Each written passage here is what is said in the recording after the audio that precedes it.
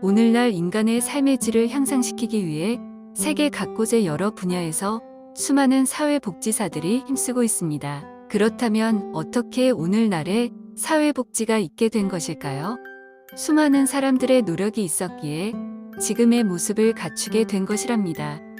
오늘은 사회복지 실천의 발전 과정을 시작으로 현재 현장에서 사용되어지는 다양한 사회복지 실천 모델에 영향을 준 진단주의와 기능주의에 대해 알아보도록 하겠습니다. 사회복지 실천은 역사적 발달과 더불어 변화하고 발전해왔습니다. 19세기로 거슬러 올라가 보면 산업혁명으로 인한 빈부격차의 심화로 수많은 사람들이 도시빈민으로 전락하고 범죄 또한 잦았습니다. 이러한 상황에서 당시 국가는 이러한 빈민들을 구제하는 정책에 소극적이었고 민간 차원의 빈민구제가 주를 이뤘습니다. 19세기 말 자선조직협회의 결성으로 보다 효율적인 빈민구제가 이루어지게 되었고 1884년부터 지식인들이 빈민들과 함께 생활하며 지역사회의 교육과 문제 해결을 주도한 인보관 운동이 전개되었습니다.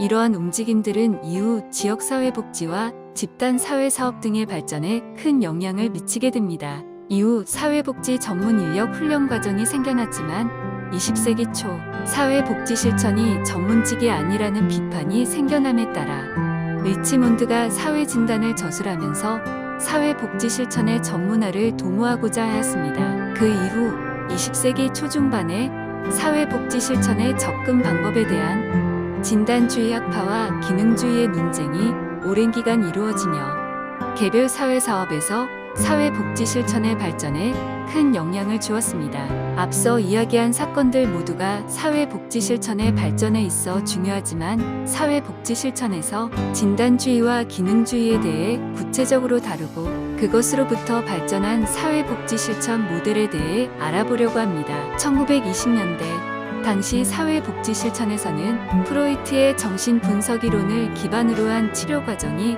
가장 널리 사용되고 있었습니다. 이를 진단주의라고 하는데 치료자가 중심이 되어 클라이언트가 가진 문제나 질병을 진단하여 치료하고자 하는 질병의 심리학으로 인간성을 이해하고자 합니다. 그리고 프로이트의 이론에 따라 진단주의에서 인간은 무의식의 힘에 따라 행동하고 인간의 성격은 과거 영유아기에 결정되며 그 시기 부모의 영향으로부터 벗어날 수 없다는 결정론적 관점에서 접근합니다.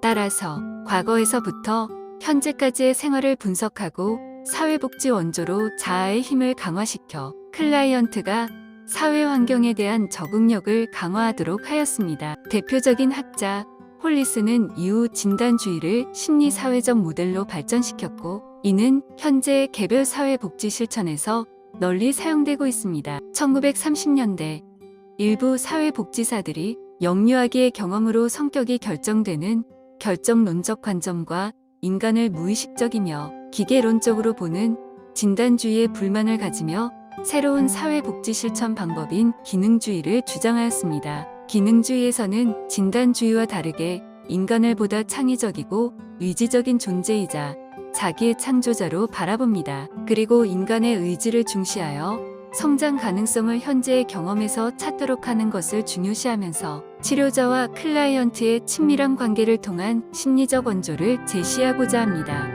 진단주의가 간과한 현재에 초점을 두면서 인간은 스스로 결정할 수 있는 존재라고 말하며 클라이언트에 대한 개입을 질병을 진단하고 치료하는 것이 아닌 개인이 성장할 수 있도록 원조하는 것으로 정의하는 것이 특징입니다. 진단주의와 비교하자면 진단주의는 과거로부터 문제를 진단하고 현재의 사회적 관계 등으로 인한 심리적 변화를 부정하며 무의식이 인간의 행동을 결정한다고 말합니다.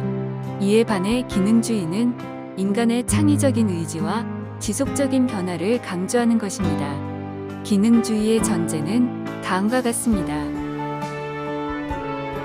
진단주의와 기능주의는 1950년까지 수년에 걸친 논쟁을 벌였고 이후 사회복지 실천의 통합적 방법을 제시하면서 진단주의는 홀리스의 심리사회적 모델로 기능주의는 랭크의 기능주의 모델, 스몰리의 현대 기능주의 모델 등으로 발전했습니다. 이들의 논쟁은 사회복지 관점이 의학 모델에서 생활 모델로 전환되는 데 기여했다는 큰 역사적 의의를 가집니다.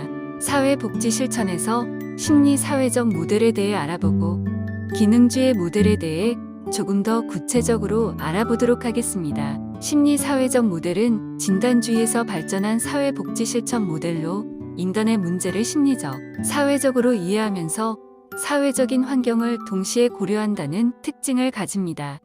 과거 경험이 현재의 인간의 심리 등에 영향을 미친다고 보았고, 과거와 현재의 경험과 관련된 내적 갈등을 이해하고 통찰하여 클라이언트가 성장할 수 있다고 보았습니다. 그리고 사회복지사는 변화를 직접 이끌기보다는 클라이언트가 스스로를 변화시킬 수 있도록 지원하고 돕는 역할을 수행합니다. 또 상황 속의 인간이라는 관점을 중시해 클라이언트와 사회 환경, 타인과의 상호작용에서 발생하는 역기능을 해결하고자 하며 클라이언트가 스스로 주변 환경을 변화시키도록 돕는 것을 목표로 합니다.